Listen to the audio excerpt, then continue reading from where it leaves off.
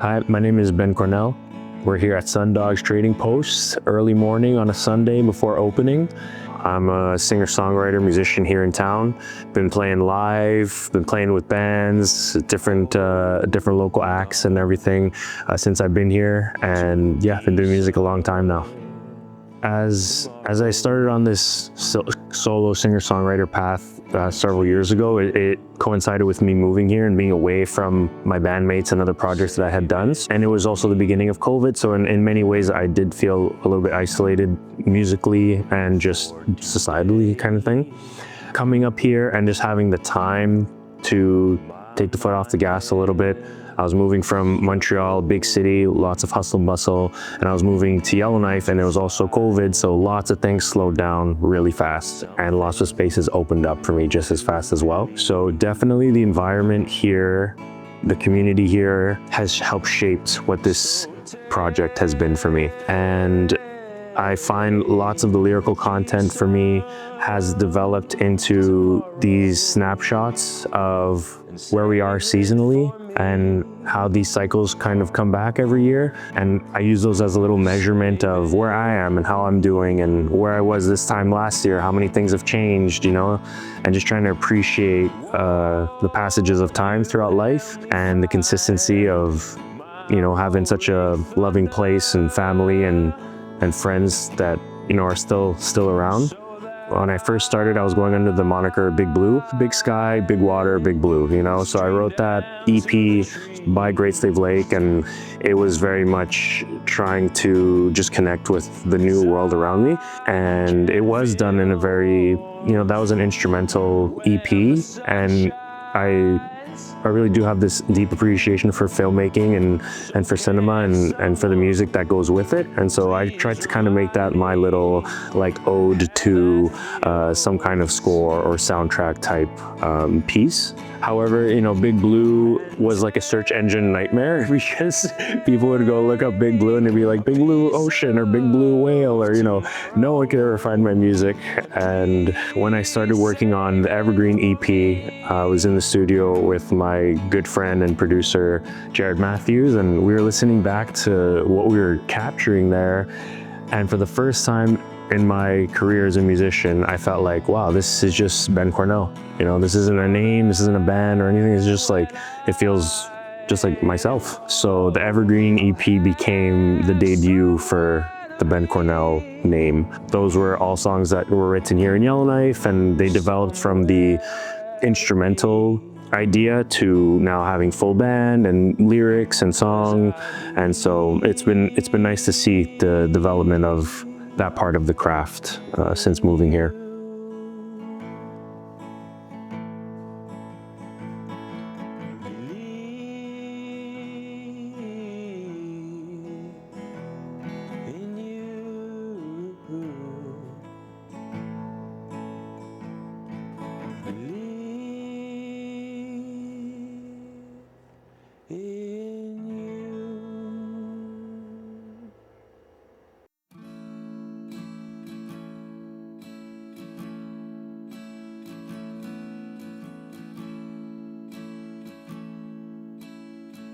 I feel like is starting to find my groove with songwriting in the scope of this project. Definitely look back at the Evergreen EP and there's some great moments in there, and I'm always looking how to continue pushing myself and developing my craft with songwriting. So this year I've decided to kind of take a step back from being so heavily dedicated to a live musician. I'll take a couple of gigs here and there, and I really just want to focus on songwriting and focus on writing this next record, which will be a full-length debut, and just focus on trying to set my voice up in the right way, focus on trying to make these fully fleshed out songs that could have full arrangements, full band accompaniment, because I really do enjoy playing live. I've been playing live recently with Hughes. They've been the backing band for Ben Cornel every time we've needed to do full band shows. I just couldn't be luckier to have those guys in my life and as, you know, musical partners and as good friends, because they just They just make the music stand right up. And you know, last show at the Top Night was so special. It was one of the first, if not the first, headlining show that I had done here in town that I had tried to organize in that capacity. So just to see how many people came out, and by the end of it, everyone was up and dancing. And you know, I give a lot of that to what the band brings in terms of energy to the songs and groove. I love playing live, and they've inspired me to write songs in a different way now, where it's like, oh, okay, now that I know what it's like to have full band backing me, I could maybe write a song that's this vibe and it'll work, versus just kind of being on the island of a singer-songwriter solo. I've expressed myself in that way, as you can tell by the discography that I have out. It's very much a solo effort with a couple of full band arrangements, but now that I've played with a live band, I have a taste of what that energy is like, and that's definitely influencing my songwriting right now.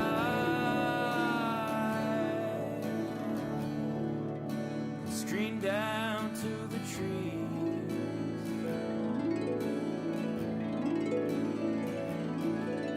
'cause I can't feel the warmth when the sun shines. So can someone please remind me how that feels?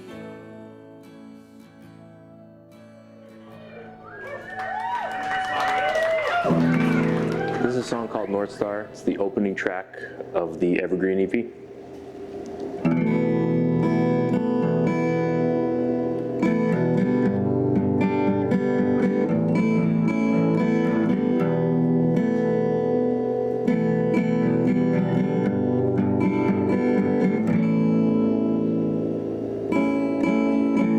Far from home,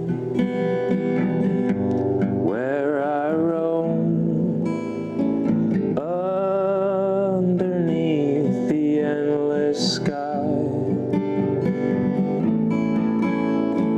in the night, stars alone will lead me back, oh so bright.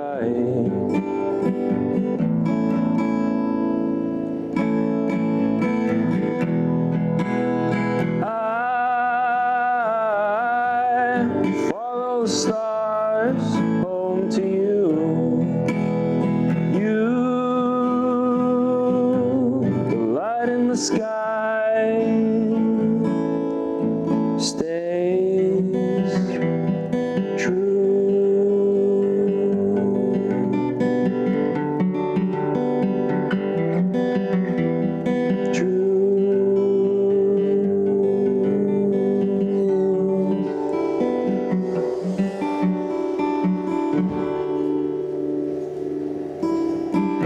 North of the traveler and left at the moon, far beyond the winding road.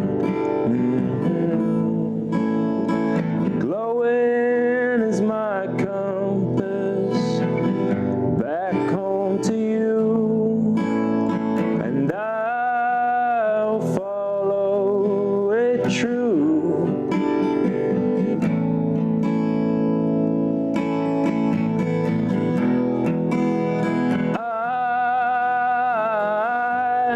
Follow the stars home to you. You, the light in the sky, stays true. I follow the stars home to you. You, the light in the sky.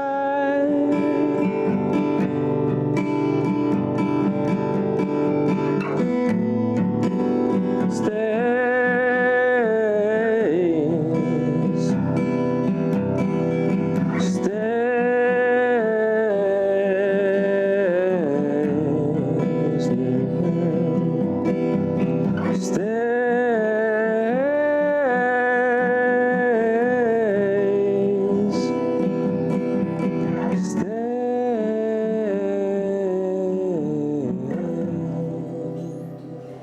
I'll start with that song, A Piece of Tomorrow. It was a song that I wrote several years ago, and it was with my sister in mind that I had written that song. So fast forward a couple years, I feel finally ready. I figured it out enough. The voicing's the key to want to record it. And in that time, my sister Milena had started learning harp, taking lessons, and she was at a point where she was ready to kind of collaborate and record, and she had been doing so already. So I asked her, would you want to play harp on this song? And she said yes. And that was the first time as brother and sister we had ever worked on music together. So it was very special. We're 2 years apart and we've always been super close. We started working on it over the summer, and then finally in the spring, we were together in Montreal for a little bit, and we worked with Jared to put that all together. And so it was nice to just be able to hang at my grandma's house, at my nonna's house with her, and she had her harp and I had my guitar, and we were just trying to figure out the arrangements and the parts. And I just have such fond memories of putting that song together. And then of course, once we brought it to the studio and Jared laid some piano down to kind of balance out all these piano, guitar, and harp with the vocals, and it really became like this precious little gem that meant a lot to the both of us. And the fact that we got to work on that specific song together as our first brother-sister collaboration was really special. So that came out in November. I've been so grateful for the opportunities that I've had to play live here. And I love that we're here at Sundogs right now. This was one of the first places where I started performing regularly on the Sunday afternoon music hours. So I look back at this place fondly, and it's nice to kind of sit here and, like I said, just observe how much time has passed and how many things have changed. But starting here from just kind of busking to having the opportunity to have played Folk on the Rocks and several other festivals like the Great Fireweed Festival happening in Fort Smith, Open Sky out in Fort Simpson, and Still Dark, which is happening now at the downtown core. So I have been really lucky to have continued to be able to perform live. I think I really appreciate connecting with a crowd and with an audience. And now that I'm kind of rooted here in Yellowknife, that means something completely different to me because it's very personal. You know, when people come to the show, I know a lot of people, right? It's not this like faceless crowd that you might get in a big city, but it's very intimate in that way where it's your community members coming out. And so I always try to change certain things up for live shows to kind of keep it fresh, because I know people are, you know, repeat listeners. And when I'm writing stuff, I found myself thinking about these faces that I see around town and in the crowd and at work and all my friends. Like, I feel like I'm writing for the people here in Yellowknife and people who might have a shared experience in the greater, you know, north. It's been nice to kind of see how the live shows have given me this new breath and this new perspective that is translating into what I want to do with my songwriting, so that it can come full circle. And I feel like at the end of the last show that we did, people were up and dancing, and I've always wanted to play music that people could dance to. The psych rock project is a bit different in that way. It's not as boogie, more mosh, but I was happy to finally find this pocket of energy where people could be dancing and be moving, you know, together. So that's something I've kind of ticked off and want to keep in mind for when I'm songwriting and the energy that I want to bring. So I'm really grateful for the live experience, for the band, for all the guys in Hughes, and they've really helped me turn a page in my songwriting and my development.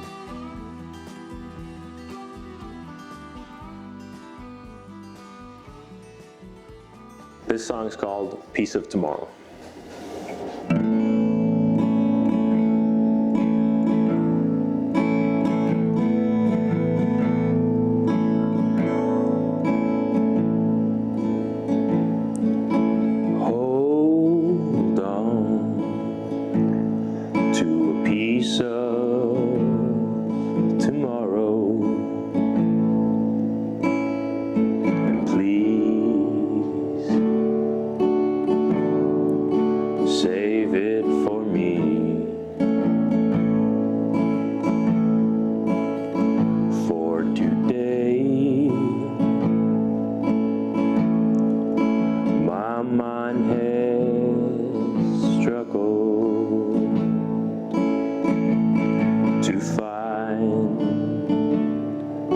something to believe.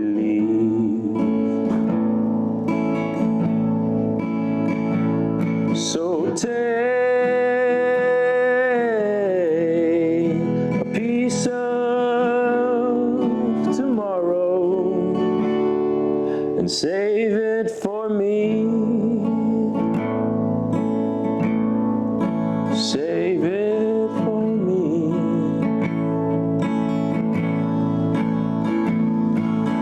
Won't you help me find my rolling thunder, so that I scream down to the trees? 'Cause I can feel the warmth when the sun shines. So can someone please remind me how that feels? And take a piece of tomorrow and please save it for me.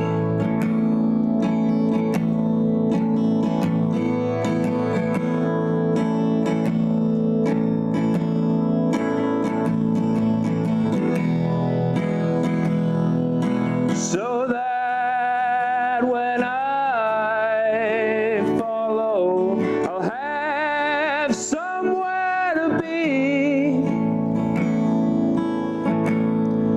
somewhere to be. 'Cause I believe in you.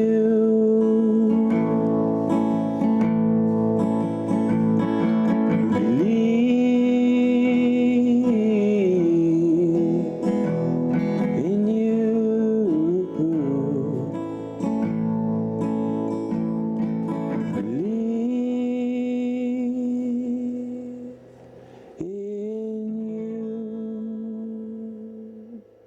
I've recently started teaching music for the first time ever in my life. And that was a real slow burn for me to feel like I was at a point in my life where I was ready to take on that role.